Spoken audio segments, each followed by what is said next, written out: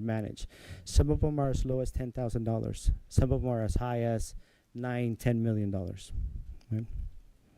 So the commitment there is from the school district to continue to seek additional funding sources that can help us bring additional services to our students in our community.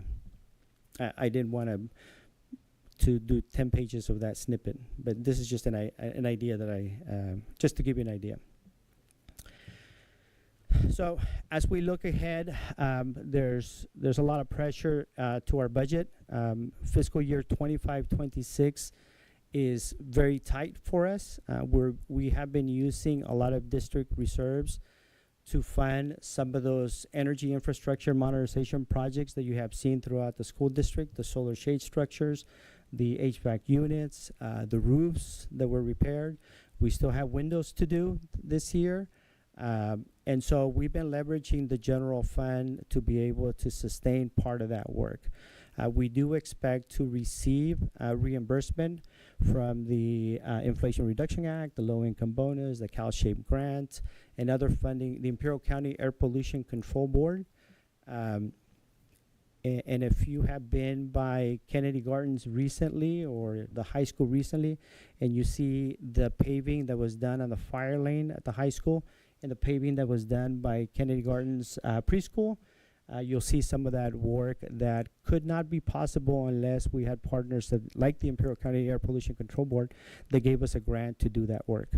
So the district uses our reserves to contract out that work, pay for that work, and then we have an opportunity to get reimbursement from the Imperial County Air Pollution Control Board.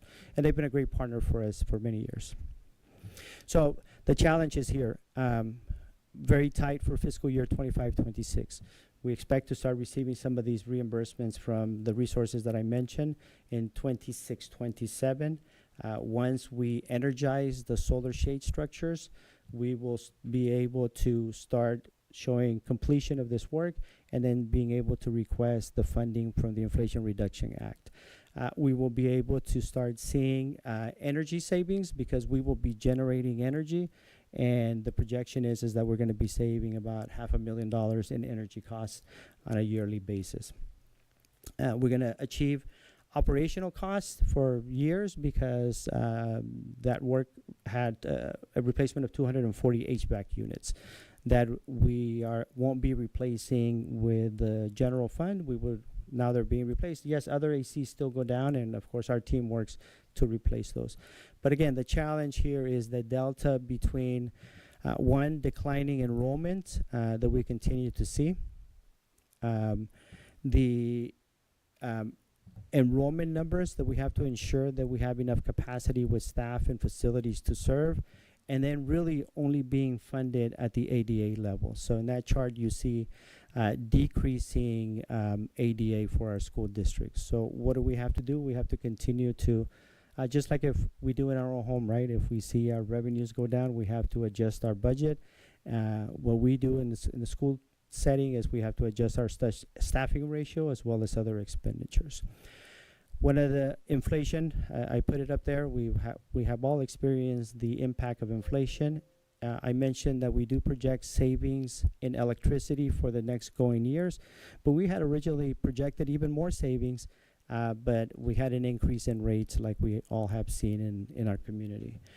Unfunded programs, and this is the general fund contribution, you see that increasing dramatically. The majority of the increases there have been really to do with the SPED program. There's other things that we do fund from general contributions that we're required to, and that's our routine maintenance account. The California Department of Education requires us to spend at least 3% of our budget on routine maintenance, and we have a lot of needs in our school district. The big jump there that you see in 24-25 also includes some of those general funds that we have been leveraging for the Energy Infrastructure Modernization Project, but those funds, we will have reimbursement for those. In 25-26, the majority of that is contributions from general fund for special education, but also includes a little bit for that final work that's going to be done with that Energy Infrastructure Modernization Project. Workmen's compensation rates.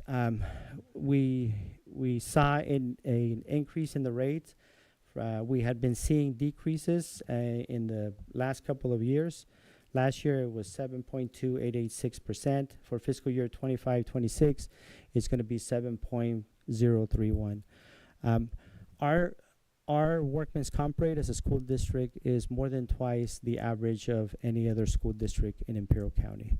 There's a lot of opportunity for us to continue to work safe and be able to bring the costs down. 7.4031 of our projected salary budget for the next fiscal year equates to close to $7 million. So that's a lot of money. So why do we continue to project deficit spending? And we can sustain deficit spending for a little bit. We just can't continuously sustain deficit spending. But as we mentioned before, declining enrollment, chronic absenteeism, for whatever reason, absenteeism in general. I just mentioned the high contributions to the underfunded programs like special education and routine restricted maintenance account, and inflation and decline in state revenue. The state of California is still facing a $12 billion deficit, and the governors and the legislators did protect education pretty much for fiscal year 25-26, but we have to see how they're going to address the out years. How do we balance the budget? So this is not work that's starting today. This is work that the school district, with everybody's help, has been doing for a couple of years already. So we adjust our staffing to reflect the declining enrollment. So position control analysis, adjusting staffing ratios, vacancy analysis. We look to see, we have an open vacancy.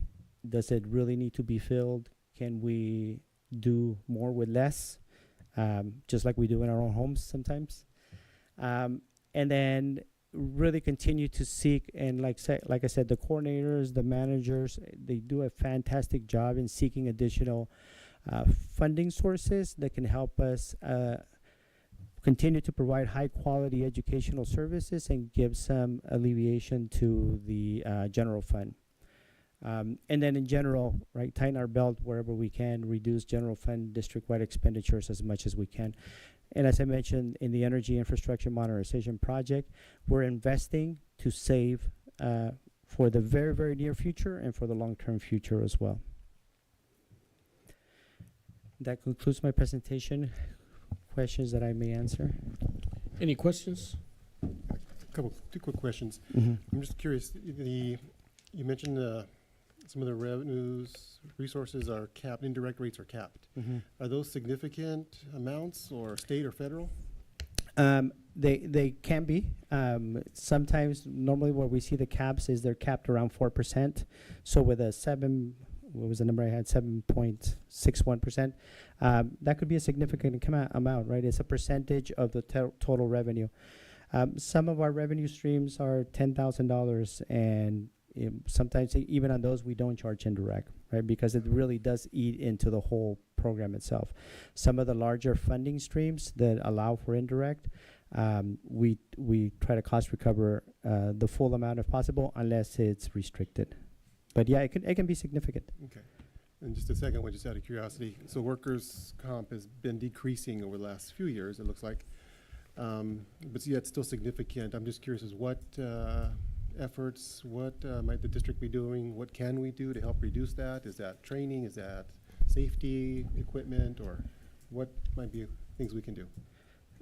Say something. Thank you, Mr. Castillo. It's an excellent point, and it's something that we always think about, because we're not only twice the workers' comp rate in Imperial Valley, but we're twice the workers' comp rate in the state of California.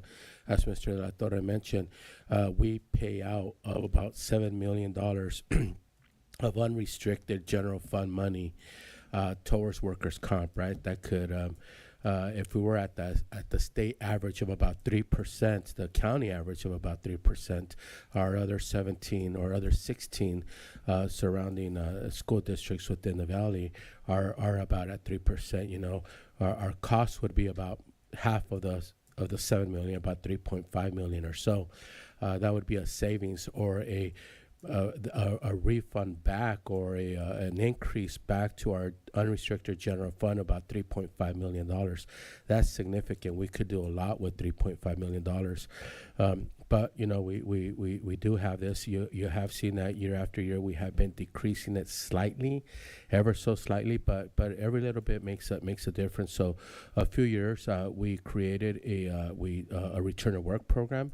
You know, Mr. Guerrero through Human Resources, that when we're looking at people with ADAs or workers' comp claims, we try to find a way of how we could, you know, keep those folks even with accommodations, but keep them at work without having to be at home if that's possible.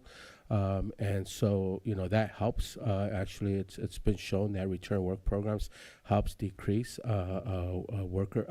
workers' comp claims, but also, you know, training, safety, you know, looking at our investigations on workers' comp as well. You know, so it's not a one size fits all. It's not one answer to everything, but it's a conglomeration of a lot of different strategies and support, education, training, investigations that you know we've been achieving, you know, small increments, but nevertheless, you know, trying to, you know, reduce our workers' comp cases. And like I said, it's not like the average is 3% and we're at 3.8 or 4%. You know, we're double the average, right? So it is a huge problem for us. It really is something that we really need to keep working on. Mm-hmm. Yep. Any other questions or comments? No, I just want to say thank you, Mr. For saying that we continue to seek funding sources. So let's continue seeking hard. Thank you. Very important. Yeah, thank you for Thank your you. presentation. I think it does a clarification of where we're at and where we could be, you know, and I think, again, in looking for new grants to cover money that is lost, you know, and taking a look at the workers' comp, which is, you know, I know it's twice as much, but it's been as much as triple before. So, you know, when we reduce that, it's money that is not taken out of the general fund, because that affects the general fund directly. And I think everything that Human Resources is doing, that each department is doing, that the staff is participating in, helps us to make sure that we, you know, increase our responsibility under that workers' comp to reduce it to a lower level.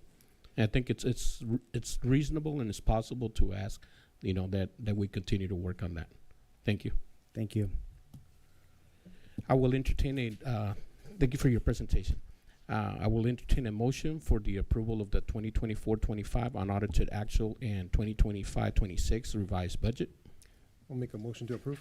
I have a motion by Mr. Castillo, I'll second. second by Mr. Arellano. Any other questions, comments? No? All those in favor, please signify by saying aye. Aye. Aye. Aye. Motion passes 4-0. We'll move on to item number 2, and actually we'll do item 2 through 13 with a brief explanation by Ms. Ramirez. These are all, items 2 through 13 are all first readings of revised board policy and administrative regulations. Ms. Ramirez, thank you.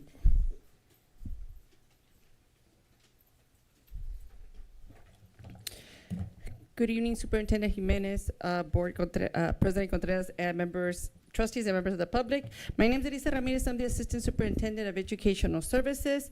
And this is our routine updates of board policies based on the most recent legislation. Any new law that has passed, we have to come back and update them. We retrieve this information from Gamut, which is our online program that we use, and all this information is compiled by the California School Boards Association. So tonight we're presenting the first reading for board policies, administrative regulations, and/or exhibits, depending on each policy. And these are the following policies. We have 1312.3 Uniform Complaint Procedures, 1312.4 William Uniform Complaint Procedures, 6146.1 High School Graduation Rates, 5125.1, release of director information. 5145.6, parent guardian notification. 6142.91, reading language arts instruction. 6158, independent study. 6173, education of homeless children. 6173.1, education of foster youth. 6184, continuation education. 6200, adult education. So we recommend that the board approve actions items 2 through 13 as first reading of these revised board policies, administrative regulations, and or exhibits. I will entertain a motion to take items number 2 to 13 as first reading of revised board policies and administrative regulations. I'll make a motion to approve items 3 through 13. Two. Two to 13. As presented. I have a motion. I'll second. A motion by Mr. Castillo, second by Mr. Arellano. Any other questions or concerns? Thank you, Ms. Ramirez. Thank you. Motion, all those in favor, please signify by saying aye. Aye. Aye. Motion passes 4-0.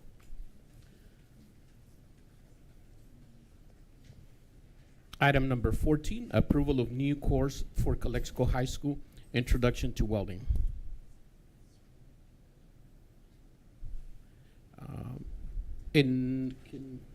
Sure. We're creating this new course, Introduction to Welding. Currently, right now, our welding program through the CT program is a 2-year program. This would allow us to have a 3-year program to help support and increase our completers, our capstone completers with for the welding program. So, and then also having a 3-year welding program will give us more advanced students for the certifications that we're seeking. Mr. Camarillo is doing a great job looking for welding certifications. Also, we want to be more competitive and go out to competitions. And sometimes our students with 1 or 2 years of experience are in competitions with students with 3 or 4 years of experience. So this is just to enhance and provide a stronger, more robust welding program, which is a very successful program in Calexico, and we're very proud of the work that they do. And again, it's just to enhance our welding program here in CHS. Thank you. And this is has been one of those processes where we're looking at the CTE classes and making sure that that they lead to a certificate that when the students get out, they're able to use out in the real world. So this is part of that. So I'll entertain a motion for approval of the new course for Calexico High School, Introduction to Welding. I'll make a motion. I have a motion by Mr. Arellano, I'll second. a second by Mr. Avina. Questions, concerns? All those in favor, please signify by saying aye. Aye. Aye. Motion passes 4-0. Item number 15, approval of new course for Calexico High School, Career Development and Work-Based Learning, Adult Life Planning, Community Access, Independent Living, and Wellness Skills, and Functional Academic for Daily Life. And I'll make a motion for approval of the item. I'll second. Made a motion. I have a second by Mr. Avina. Questions or concerns? All those in favor, please signify by saying aye. Aye. Aye. Motion passes 4-0. Item number 16, resolution adopting the GANN limit for fiscal year 2025-2026. So I'll make a motion to approve the resolution. I have a motion for approval of the resolution. I'll second that motion. We'll move for approval. Mr. Arellano, Yes. Mr. Castillo, Yes. Mr. Avina, Yes. and I'll vote yes. Motion passes 4-0. Item number 17, resolution regarding disposition of surplus assets, non-assets, custodial equipment at Dual Elementary School. I'll make a motion. Have a motion by Mr. Arellano. I'll second that motion. Mr. Arellano, Yes. Mr. Castillo, Yes. Mr. Avina, Yes. and I'll vote yes. Motion passes resolution passes 4-0. Item number 18, resolution regarding disposition of surplus assets, non-assets, custodial equipment at Aurora High School. And I'll make a motion for approval. I'll second. And I have a second by Mr. Avina. Mr. Arellano, Yes. Mr. Castillo, Yes. Mr. Avina, Yes. and I'll vote yes. Motion passes 4-0. And I will go into H, closed session. Thank you.